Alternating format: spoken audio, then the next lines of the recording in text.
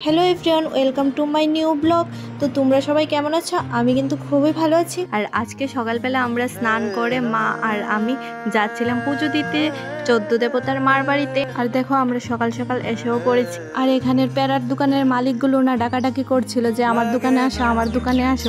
তো আমরা এখান থেকে ভোগ নিয়ে তারপরে চলে গেলাম লাইনে। আর এখানে কিন্তু অনেক বড় লাইন ছিল সকাল সকাল, তো তার জন্য সবাই ভোগ দিতে এসেছে। তো আমরাও ভোগ নিয়ে দাঁড়িয়ে পড়লাম লাইনের মধ্যে।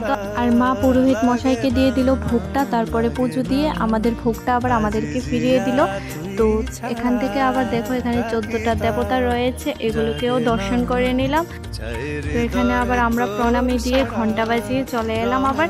আর দেখো দেখতেই পাচ্ছ মন্দিরের বাইরে এটাও আরেকটা মন্দির রয়েছে, এখানে অনেকগুলোই মন্দির রয়েছে ছোট ছোট।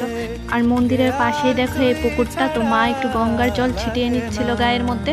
আর দেখো পুকুরটাও কতটা সুন্দর জলটা। আর এদিকে দেখো সাংস্কৃতিক অনুষ্ঠান হচ্ছে। আর এখানে কিছুক্ষণ দাঁড়িয়ে থাকার পর আমরা চলে যাচ্ছিলাম বাড়ির উদ্দেশ্যে।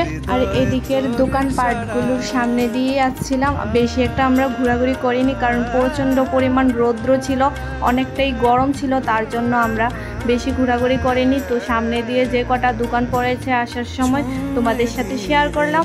আর কেউ যদি খার্চিতে ঘোরার জন্য যায় তাহলে বিকালবেলা গেলেই ভালো হবে, কারণ সকালবেলা প্রচণ্ড পরিমাণ রৌদ্র থাকে আর গরমও অতিরিক্ত লাগে। আর আমরা সকালে যাওয়ার একটাই উদ্দেশ্য ছিল ভোগ দেওয়ার জন্য, তো তার জন্য আমরা সকালে গেলাম, বিকালে আর আসিনি।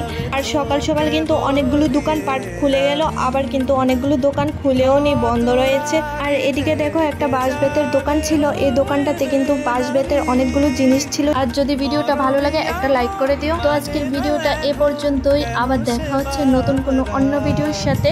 তো আজকের জন্য সবাইকে টাটা, বাই বাই।